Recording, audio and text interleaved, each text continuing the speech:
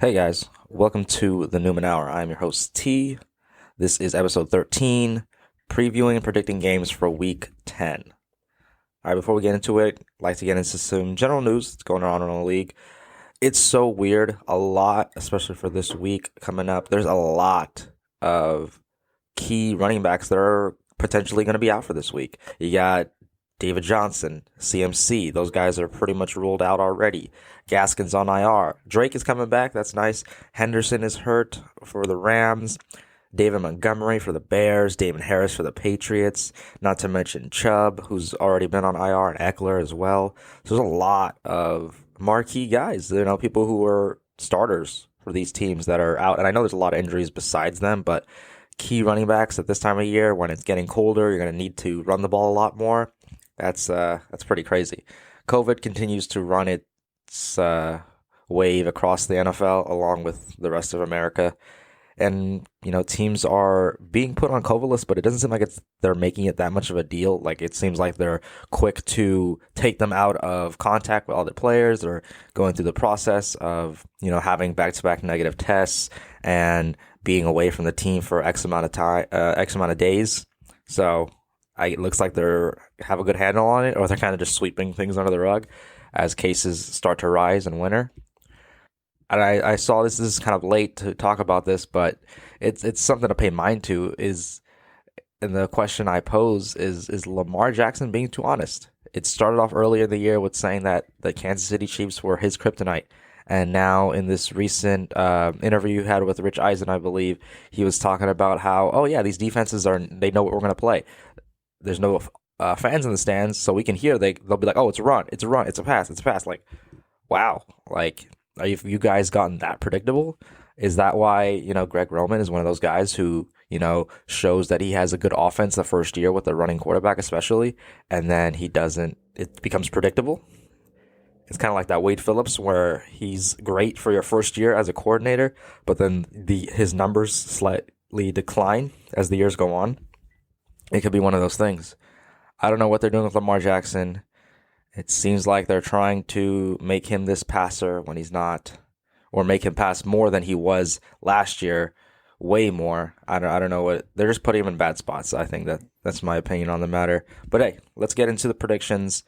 From how I predicted last week, I went 11-3, which brought my total to, I believe, 54 and 24.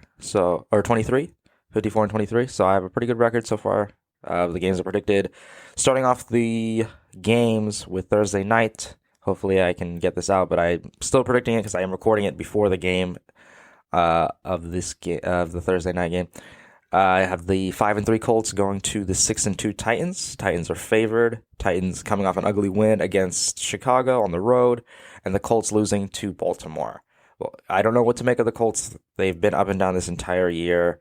Haven't been able to have anything to bank on. Their defense have shown spurts of being really good, but if you put a good defense or a talented secondary, not even a good defense, up against Phillip Rivers, he's not going to be successful. He likes to take shots, and teams know if they have a good secondary, they have a good read on it. I'm going to take the Titans to win this game. This is that time of year when Derrick Henry starts to get going. He starts to run over all teams as the games get colder and the running game is more needed. I think this is just going to be the start of that, with the second half coming in full stride. But yeah, I think I'm not going to take that game against the Bears too harshly against Tannehill. He's playing a good defense. And, he's continuing to win games for this team, and that's what they brought him in and give him that huge contract for. So let's slide into the morning games. First up, the 2-6 Texans travel to Cleveland to take on the 5-3 Browns. Browns are favored, but only because of the record. If the records were flipped, I can see either team being the one favored, whoever had the better record. I personally think Deshaun Watson is the better quarterback on this team, and even maybe has the better offense. But I don't think it'll help them in this game. It looks like David Johnson is going to be out, and it's going to be another high wind, possibly rain, snow, all of the above happening in Cleveland. And the passing game has been the strength for the Texans, and the Browns have been shown that they can run the ball. And with Chubb coming back, it's just going to help that running game. So I'm going to take the Browns in this game. If this was under neutral circumstances, I would more lean towards the Texans because I think they're more consistently offensively. But with the current conditions that they presume is going to be a factor in the game, I'm going to take the Browns. Following that, the 6-3 Bucs traveled to the 3-6 Panthers. Panthers coming off a disappointing loss against Kansas City. They were neck and neck with them, and they just came up short. CMC got hurt in that game, so it looks like he's definitely gonna miss this game, which sucks. He was on IR, and to get hurt in your first game back is disheartening. I know they weren't really gonna make a playoff push, but he's a great player. You want to have the best players out there. But yeah, he's gonna miss this game. Bucs come off the ugly loss, obviously, against the Saints, but they're gonna bounce back against this team that they should beat on the road. So yeah, I'm keeping it simple. Tampa Bay's gonna win that game. Following that is the 3-4-1 Eagles, the division-leading Eagles, against the 2-7 Giants. Giants coming off a win against Washington. Their second win against Washington this year. Their only wins this year. Eagles are coming off a bye. So I would lean towards the Eagles. They are getting Miles Sanders back. A lot of players are becoming healthy. But I don't know. Giants have been close in every single game this year. And even when they played the Eagles, they only lost by 1 point. This division hasn't, voted any confidence in any team. There's nothing to, no team has an identity so far this year in the first half with the NFC East. I'm going to trust that, Giants defense shows up like it pretty much has most of the year. That's the only thing they've had consistently. Sterling Shepard's back. Slayton's healthy. You got Gallman, who's playing pretty well. I think Devontae might be back. I'm taking the Giants in a slight win because of their defense. Next, we have the 1-7 Jaguars traveling to 6-2 Packers. Jaguars are in full tank mode. They're right there with the Jets to try to get that number 1 pick. Justin Fields, I hear. Trevor Lawrence, of course. So it looks like they're going to be in the running for that. It sadly means that Gardner Minshew is not going to be the future for the Jaguars. He's struggled. And you could, pass it on to the defense. To his thumb injury, but he hasn't played well regardless. And it just doesn't seem like he is that guy. He's going to be a great backup and could be a starter somewhere else, but it just sucks that he tried to make most of the opportunity, kind of fell short. It is what it is. Packers should roll. They won big against San Francisco, and I think San Francisco is better than this team by far. So, go. After that is the 2-6 football team traveling to the 3-5 Lions. Detroit is favored. Kyle Allen got hurt in their last game against the Giants, where they lost. Alex Smith played pretty well, but had some really ugly interceptions at the end of the game.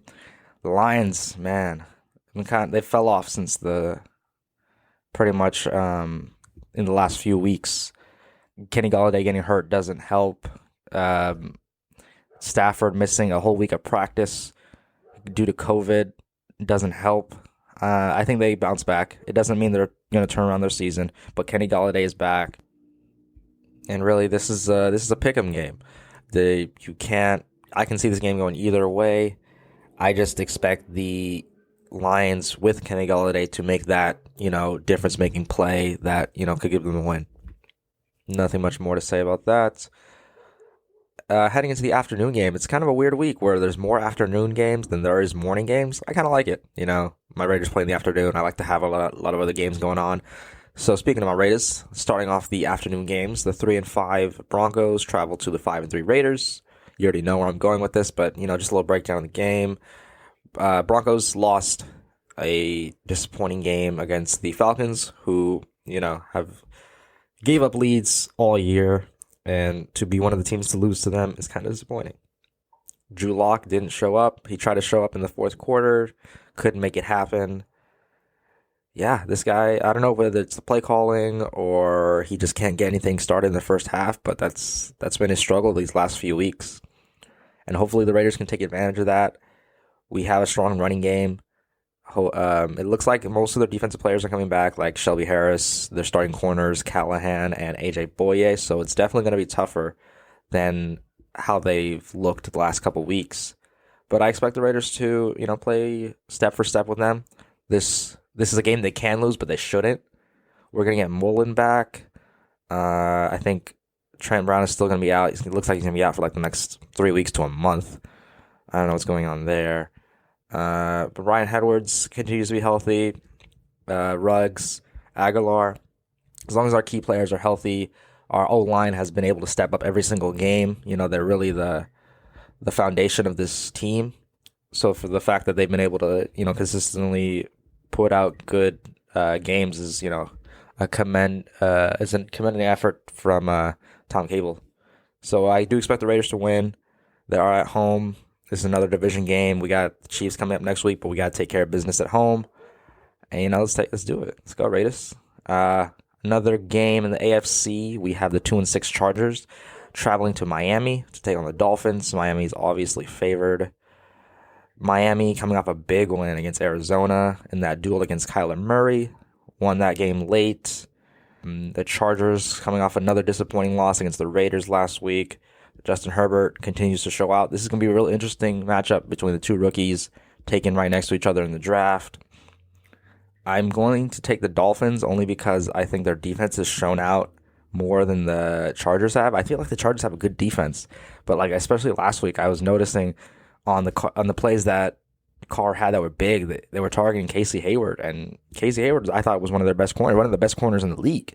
So for them to have him struggling, and I didn't see Joey Bosa playing in that game. I don't know if he's going to play in this game, but they have the names, but they're just not showing out right now.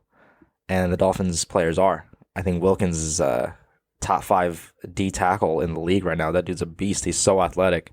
I love it. I'm going to take the Dolphins because I don't expect Tua to have the same game he had last week, especially with Preston Williams put on IR. Sucks for the rookie, but he's showing confidence, and I think he can do a lot of the same things he did against the Arizona defense against a right now lesser defense in the Chargers. So I expect them to win at home. Speaking of the Cardinals, you have the Bills traveling to Arizona to take on the Cardinals. Arizona's a slight favorite. This is really two young quarterbacks dueling out, being top contenders in their conferences. So this would be really interesting. Bills coming off a huge win against Seattle, the Cards' rival, so they'll thank them for that. And the Cards coming off a pretty sad loss against the Dolphins. They would be in first place right now had they won that game. I expect Kyler Murray to continue to showcase his skill set, why he was considered MVP early in the season. And I expect the opposite of Josh Allen. Not because I don't like him, but I just don't see them being able to do what they did against the Seahawks, against what they're going to do against the Cards. He had a good game, but that was after, struggling after a couple of games. John Brown is back, so you see the difference there. I just don't see it. I feel like the Cards have a better secondary with Peterson out there, and I can't even name I think Hassan Reddick, Budda Baker, the secondary. And so I'm gonna take the Cards to win at home.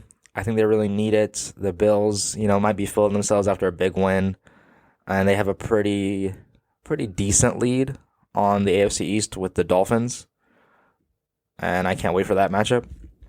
But yeah, I think the Cards win this. They need to stay in the thick of it. They need to, continue to roll, especially offensively, because that's what their bread and butter is. But yeah, Cardinals win the game close at home. Niners traveling to the Saints. Saints dominating and putting their stamp on the season. People were starting to count them out. They were considered a good team, but not like Super Bowl contenders. Kind of like how the Ravens have been looked like the last couple of weeks, but they put themselves right back in the thick of it to try to get a high seed. They're in the driver's seat to win the division with I think 8 games to go, so they're right there, having won both games against Tampa Bay, so that's huge. This game would be interesting if George Kittle and Jimmy Garoppolo were in this game, because it'd be the same game as last year. Emmanuel Sanders coming back at a team that he was traded to. and then they didn't sign him back, which I thought was a mistake. Michael Thomas continues to get back healthy, get back in the groove. I think he'll have a bigger game here. And yeah, I expect the Saints to roll. Alvin Kamara will be able to run on this defense. I know the Niners have a talented defense, but they have injuries all over the place. I don't expect them to get anything going offensively. But, somehow this will be a closer game than expected just because, the Saints are living off the hype from last week, and Niners, are down because of how they got blown out. But yeah, I expect the Saints to win double digits. Pretty simple. Following that, we have a very interesting matchup: the 5-1 Bengals going to Pittsburgh to take on the Steelers. Steelers are obviously favored, but Big Ben is hurt. He has 2 hurt knees, and he's on the COVID list. I think the COVID list won't keep him from playing the game, and I don't think the knee injuries will either, but he's definitely going to be hampered. And it's not like he's been super mobile this year, but he's made plays moving. That's still part of his game. And if he doesn't have that against the Bengals team that's been pretty solid offensively all year, Joe Burrow's played like a number 1 pick should play. I think this could be an upset, and I'm taking the Bengals to win. It's only a matter of time before the Steelers get caught up with, playing teams down to their level, and I think it's going to catch up to them in this game where Big Ben isn't at full strength. So I see the Bengals giving the Steelers their first loss. Following that, the last of the afternoon games, we have the 6-2 Seahawks traveling to the 5-3 Rams. Seahawks are favored. These matchups these last couple of years, ever since McVay has entered this division, has been very fun. It's been really high scoring. I think the first year that McVay was there, they actually blew out the Rams, and that was when they had Todd Gurley. They were running on all cylinders. And I think that type of offense will be good against the Seahawks still, especially with a weaker defense on the Seahawks side and underrated, maybe overachieving defense on the Rams side. So I'm going to take the Rams coming off a bye, winning a key division matchup, which puts them right in the thick of things for the division with the Cards and the Seahawks. So I do see Russ and the Seahawks losing back-to-back games, which does damper his MVP hopes. But I think he'll bounce back. But it's just that defense needs to show up and, get back. And I don't think this is the team to do it against. I know the Rams haven't been great on offense all year, but I think McVay's system picks a lot of holes out of Seahawks defense. Sunday Night Football. Man, they really need to start flexing games. And I understand it's tough because of the COVID thing. You don't want to move too many games around, but this should have been one of them. I understand Monday Night Football doing it, keeping their games and not really flexing out, but Sunday night, come on now. Ravens and Patriots. It should be a good game. You still got 2 mobile quarterbacks, but it's just, it's not interesting. They're not really prolific. They're not super entertaining. Like the Ravens are entertaining when they're like creating turnovers, but if they get those same turnovers against the Patriots, they're gonna blow them out. This is not gonna be fun. Cam had to play like I was saying in my recap. Everything looked difficult for Cam. No passes were like routine. Everything had to be to the best of his abilities. You can see he's clearly not comfortable in the offense yet. And I don't know if he will, because you don't know if they're going to keep them after this year. So we'll see. I like what they showed against the Jets, but again, it's against the Jets, and you won close. So people aren't going to have faith in you because of that. But I can see the Patriots giving the Ravens a run for the money if Cam can pretty much play perfect again, which is not something you can really count on. So yes, I'm going to take the Ravens. Lamar Jackson continues to give people things to talk about, especially in his losses. Even though he's lost 2 games, they've made it seem like he's like 5-5. It's weird. I think the Ravens are still right up there with the Steelers for the division, and if I'm correct, they will be a game back of the Steelers. So, last game of the week, Monday Night Football. 3-5 Vikings going on the 5-4 Bears. These teams are headed on 2 totally different trajectories. Vikings won, I think, 2 key games in the Detroit and Packers. Bears have dropped their last few games. the nothing to hang your hat on offense. Nick Foles looks putrid. Man, they would definitely think about putting Trubisky back if he was healthy. Montgomery doesn't look like he's going to play in this game. Nothing but their defense is anything that you can count on with this Bears team. I don't think Dalvin Cook will continue to kill like he's had the last couple weeks because he's playing a much better run defense than the Bears. So I think he'll still have like a 75 touchdown game. He'll still get his touches. He'll still be good for fantasy, but I don't think they'll dominate like they've had the last couple weeks. So I do have the Vikings winning because I still think they are going to be effective on offense, even though the Vikings historically haven't been good against the Bears, especially when they're at home, but there's no fans. So I expect Kirk Cousins to play better, play controlled, take the ball out of his hands, give it a lot to Dalvin Cook. It's not like the Vikings, they have to worry about anything that the Bears are going to do on offense. Maybe Allen Robinson will make a play that, tips the scales because I can see this being a really low scoring, close game, but I am going to take the Vikings, or I should say the Dalvin Cooks. And for that is going to close out episode 13, week 10 predictions. This is the Newman Hour, and I will see you guys next time.